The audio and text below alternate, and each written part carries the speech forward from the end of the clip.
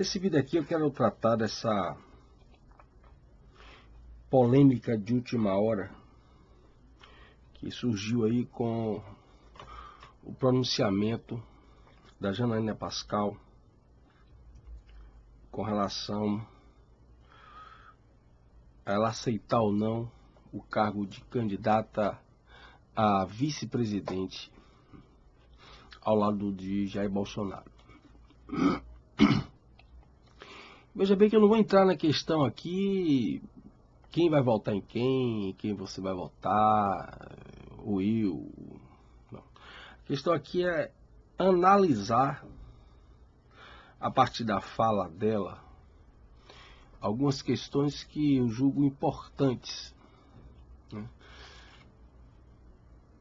Os meus vídeos aqui nesse canal, eles têm se caracterizado por um esforço muito grande que eu tenho feito de esclarecer a influência de determinadas ideologias revolucionárias, explicar essas ideologias e como essas ideologias estão penetrando nas nossas vidas. Muito bem. Nesse sentido, eu acho que o discurso da Janaína Pascoal foi um discurso, digamos, inocente, né? Ou então ela tem um namoro, uma simpatia com a esquerda e não quer assumir isso.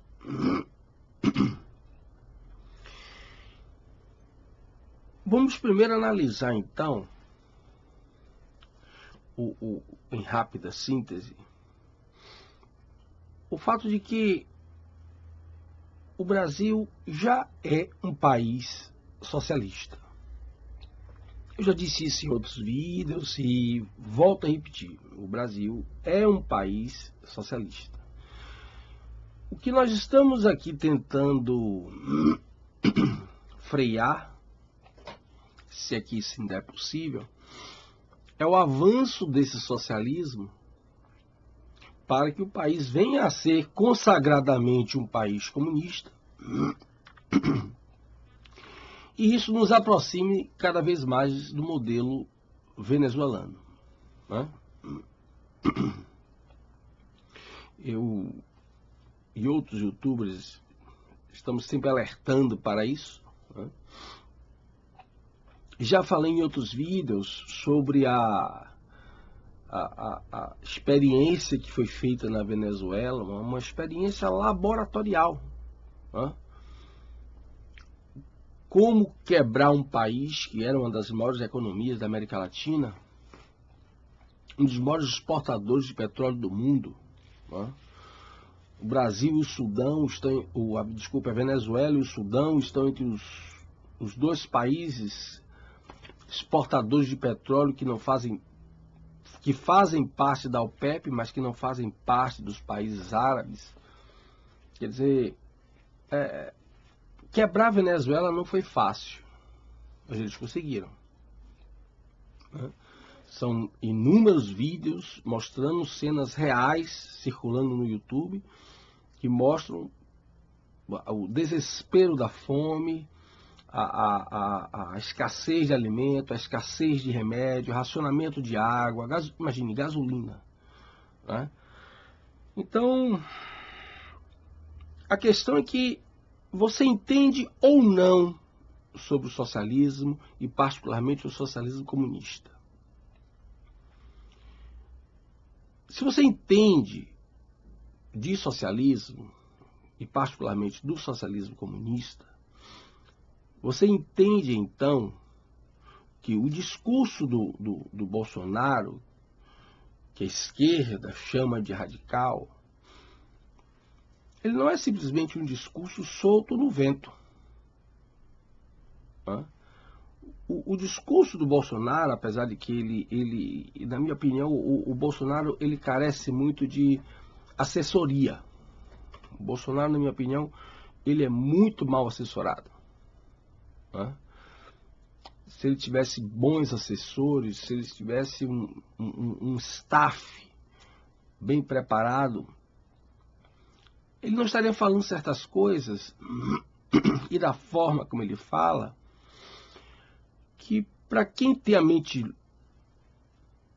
lúcida, entende. Mas para os esquerdistas, que são atrapalhados com as suas ideologias revolucionárias, além de não entenderem, pegam aquilo que ele falou e usam contra ele. Isso é óbvio. Isso é uma estratégia simplesmente usual em qualquer universo político de disputa política. Não há o que estranhar, não há nenhuma novidade. Apesar do PT ser um país, ou desculpe, um partido comunista, o PT passa a adotar, depois de um certo tempo, gradativamente, até porque existem muitos trotskistas dentro do PT, por exemplo, o PT passa a adotar uma política gramsciana. Um gramscianismo que, diga-se de passagem, não começa com o PT, não começa com o Paulo Freire. Esse gramscianismo ele já vem entrando no Brasil desde os anos 70, pelo menos, aí, na educação, principalmente na educação. Se você pegar revistas, livros, pessoal falando sobre educação nos anos 70, você vai ver claramente que ali já estava, temos que mudar a educação brasileira, temos que democratizar a educação brasileira, o discurso gramsciano já estava presente. Paulo Freire, quando ele volta para o Brasil, ele dá um tom, ele se torna uma pedra angular para o que já vinha sendo elaborado de uma forma nem tanto, digamos assim, organizada. O Paulo Freire ele defende a doutrina marxista gramsciana, muito influenciado pela escola de Frankfurt, ele dá aquele desfecho doutrinário e por isso ele se torna uma referência. No campo político, o PT que cria, e o próprio Lula, resultado do trabalho do senhor Fernando Henrique Cardoso e da senhora CNBB, que as pessoas pensam que a CNBB fala pela Igreja Católica. A CNBB não fala pela Igreja Católica. A CNBB é um grupo de padres, bispos, comunistas que resolveram criar uma organização a partir da qual eles pudessem falar de comunismo sem serem muito incomodados pela Igreja Católica, que sempre, desde o século XIX, também alertou sobre os perigos do comunismo. Muito bem. Então, se você entende de ideologia comunista, seja ela mais trotskista, seja ela mais marxista, seja ela mais gramsciana, você sabe que não tem como estabelecer o diálogo. Não por conta do que acusou a doutora Janaína Pascal de olhar com a lupa, como se o Bolsonaro tivesse com a mente fechada. Não é isso.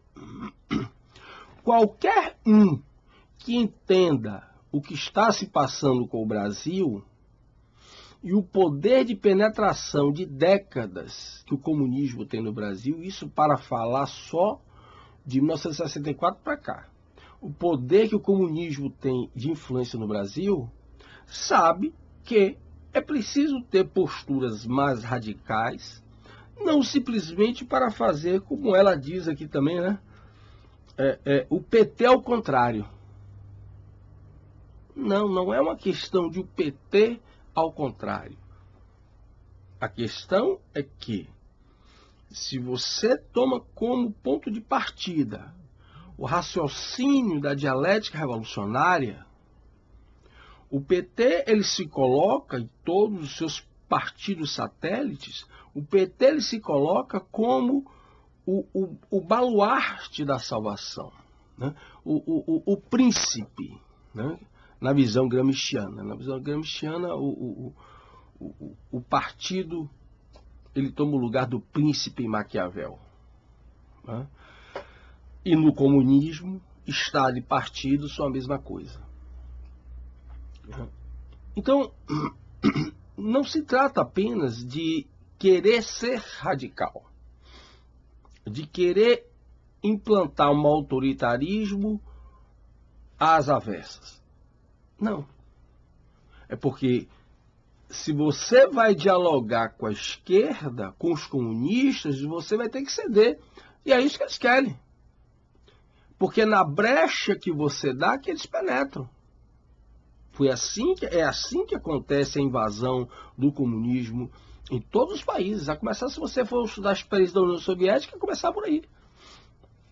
Quando o czar Nicolau II abriu os olhos, conseguiu abrir os olhos, ele estava perdido, ele não tinha mais nada. Ele estava isolado. Ele não tinha mais poder no exército, ele não tinha mais poder nas polícias, ele não tinha mais poder na administração do Estado, ele não tinha mais poder na educação, ele não tinha mais poder em nada.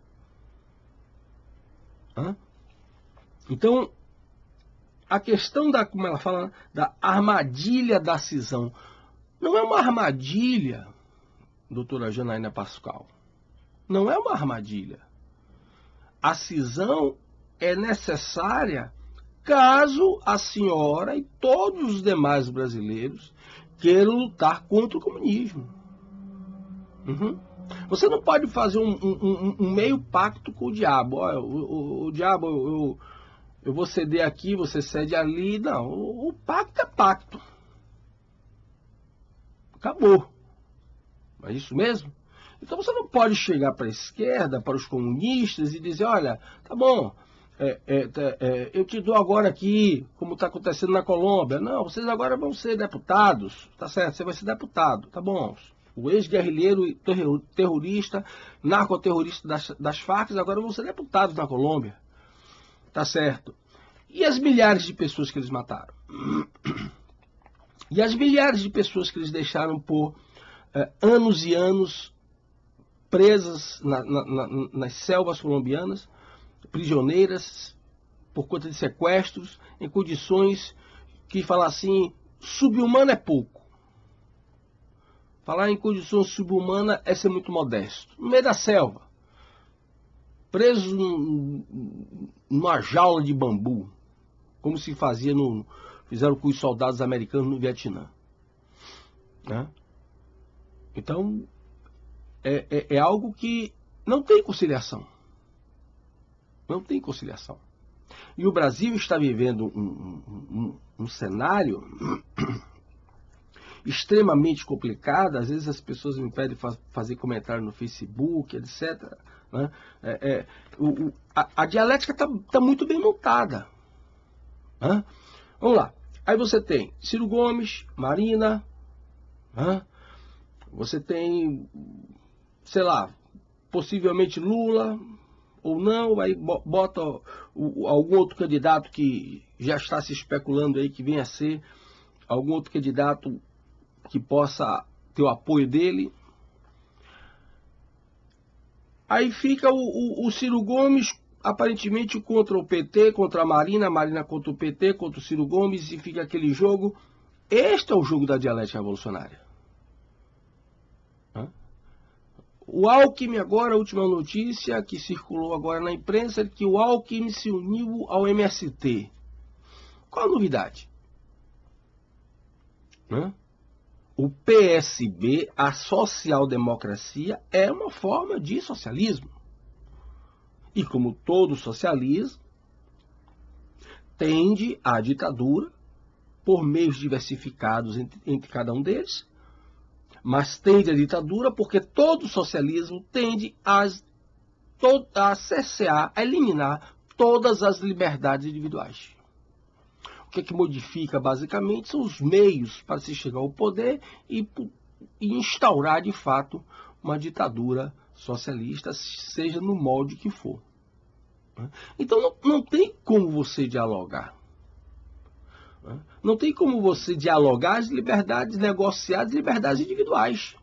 Negociar com o socialismo, em termos jurídicos, constitucionais, é o mesmo que você negar ou negociar as liberdades individuais. É tipo assim, tá bom, você vai poder ler, mas você vai ler o que o partido quer. Negociou. O partido cedeu uma parte, vai deixar você ler.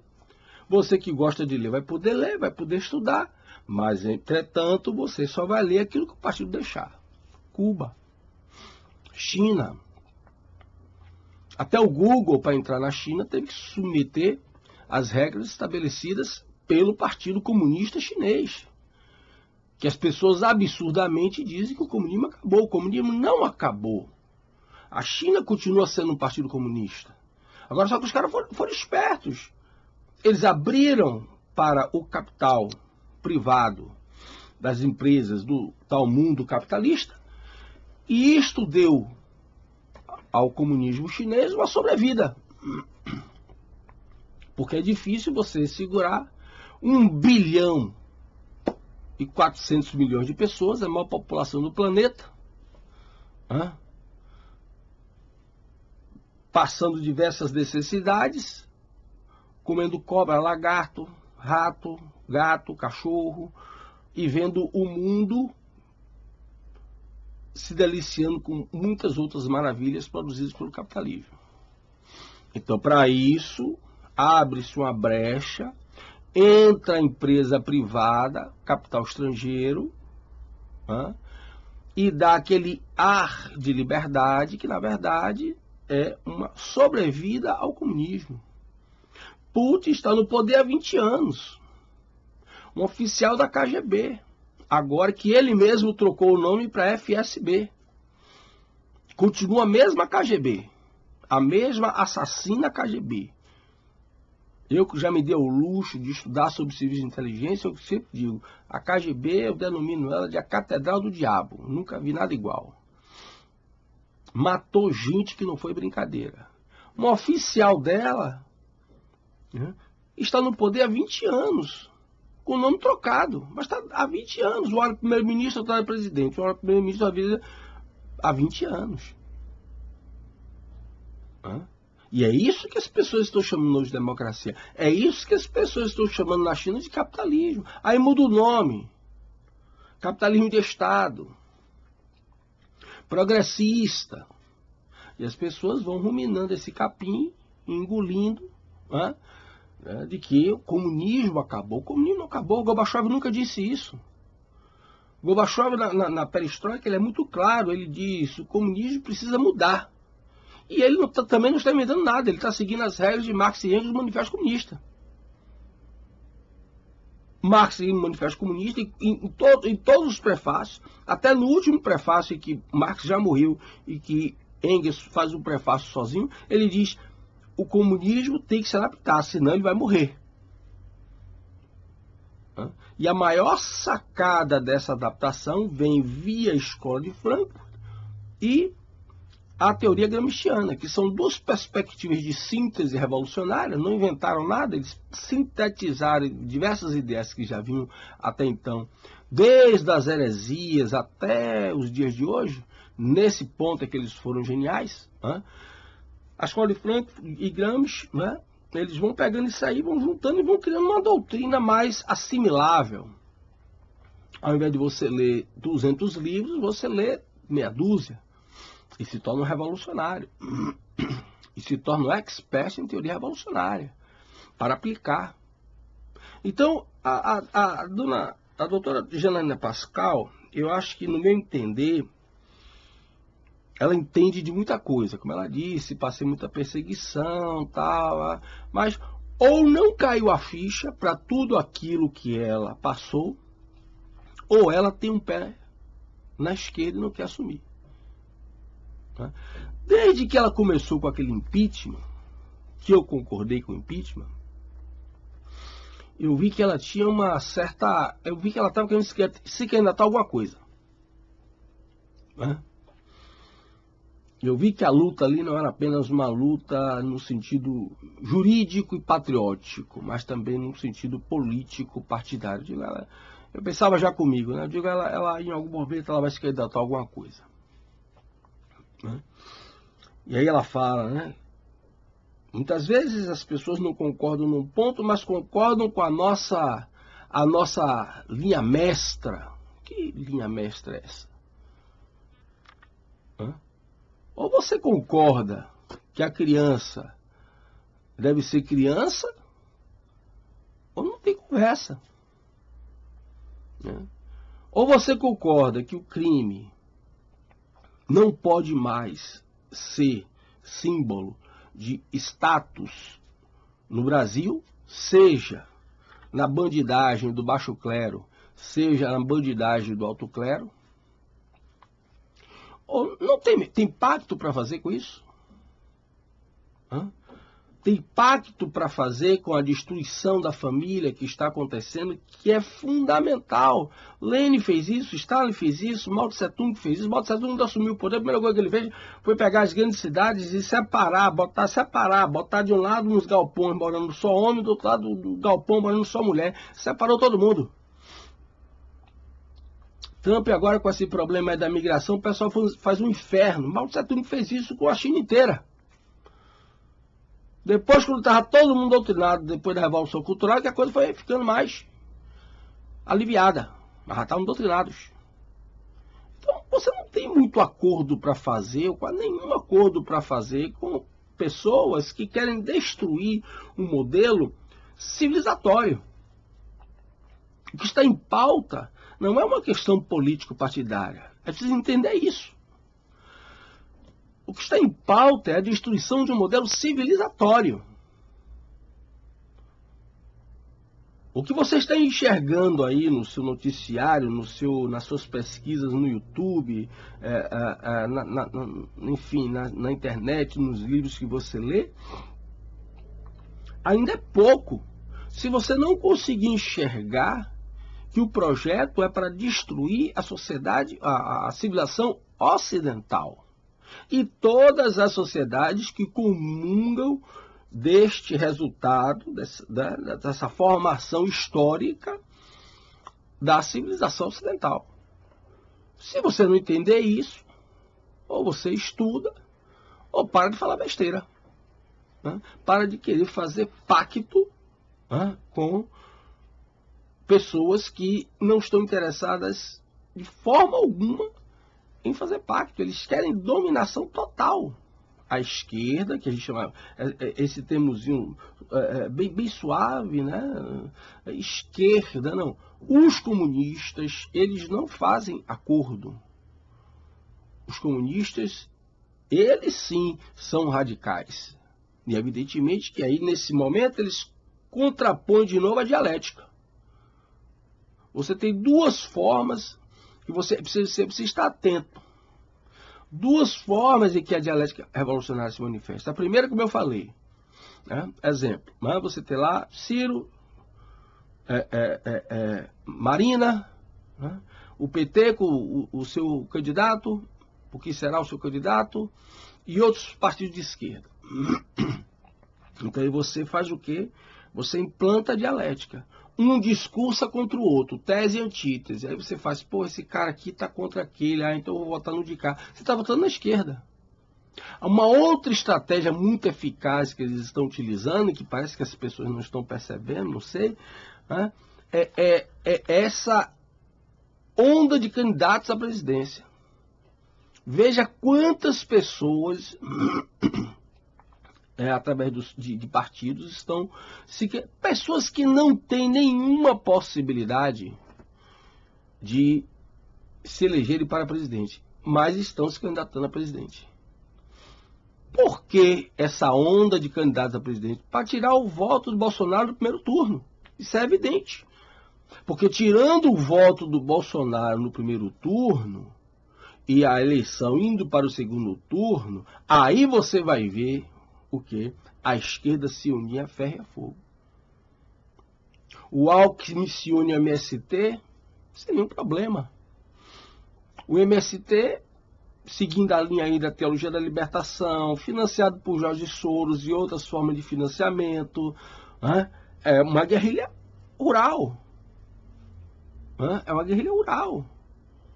Né? Está invadindo fazendas produtivas isso cedo ou tarde, isso vai refletir na economia brasileira, na escassez de alimentos. Você bota um pouquinho aqui, destrói um pouquinho aqui, um pouquinho ali, um pouquinho cá, daqui a pouco está tudo destruído. Né? Você viu a facilidade com que o país parou quando ocorreu agora a paralisação dos caminhoneiros. Esse país, ao mesmo tempo que ele parece que é muito robusto, uma das maiores economias do mundo, sem dúvida, mesmo com essa falência provocada pelo PT, o dinheiro que move a economia brasileira conseguiu, né, estamos resgatando pouco a pouco essa crise falimentar, mas, por outro lado, olhando também, temos muitas fragilidades infraestruturais. E essa paralisação dos caminhoneiros mostrou isso claramente. Se aquela paralisação durasse mais uma semana, o risco de estourar uma guerra civil no Brasil, que é algo que eu vou chamando a atenção há muito tempo, iria ser muito forte, que você ia ver pessoas passando fome. Você ia ver a comida acabar na casa de todo mundo, independente da classe social. E aí? Aí as pessoas apavoradas iam para as ruas protestar, saques, né, que é tradicional nesses momentos.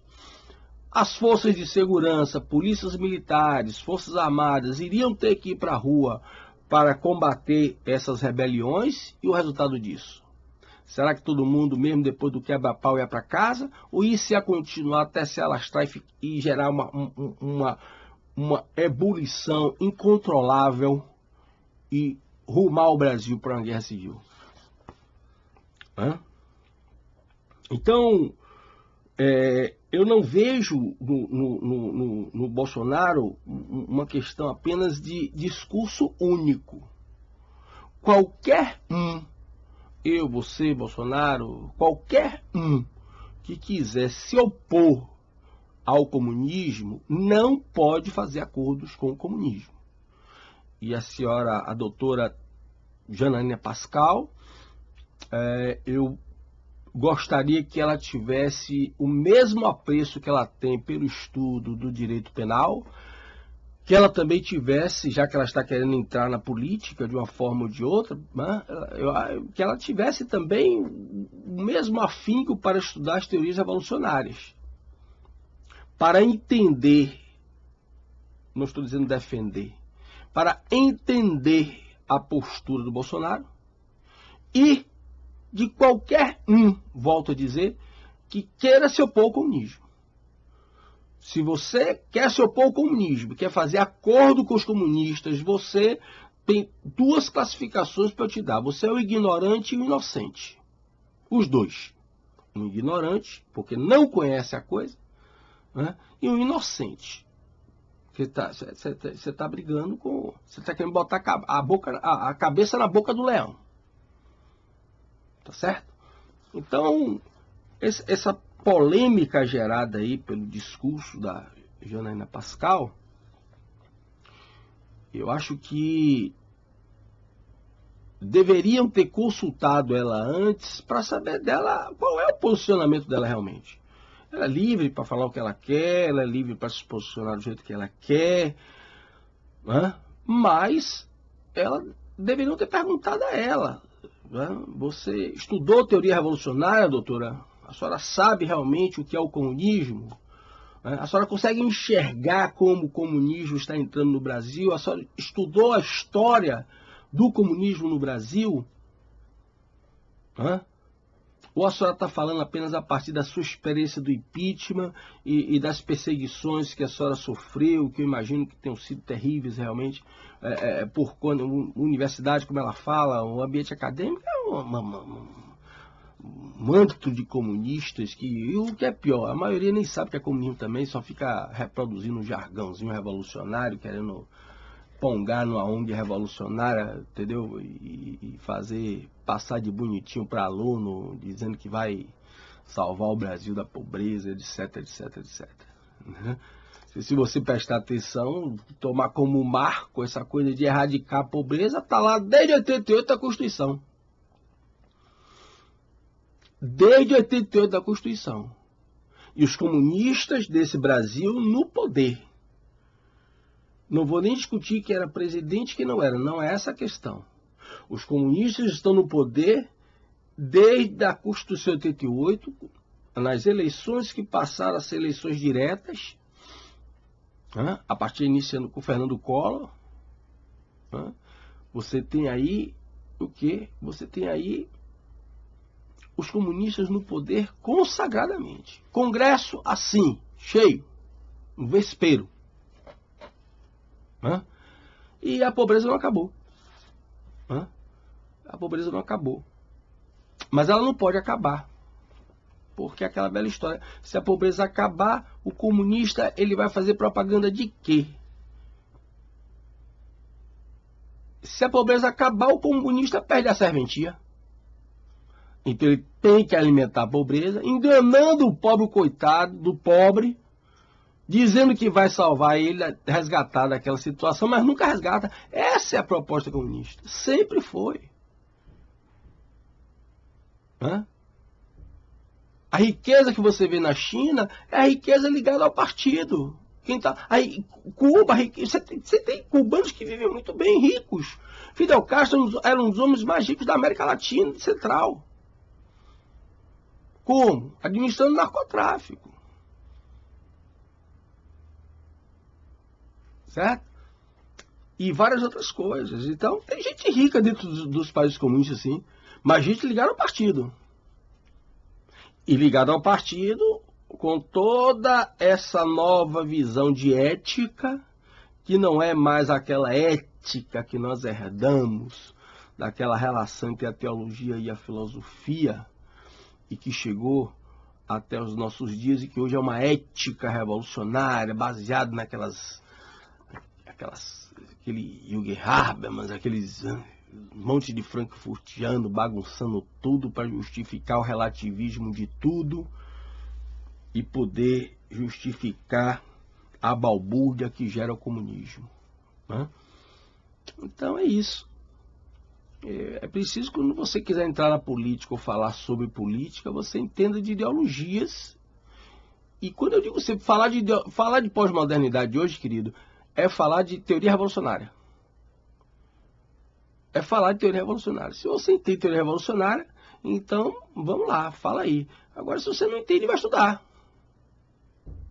Tá certo? Vai ver meus vídeos aí no YouTube, ou vídeos de outros youtubers também, que são muito bons, livros aí muito bons estão sendo publicados no Brasil, ou que você pode baixar em PDF, enfim, tem como você ter conhecimento. É o tempo que você não pode ter. Agora precisa estudar. Ou então, realmente, ela é assim, aquela...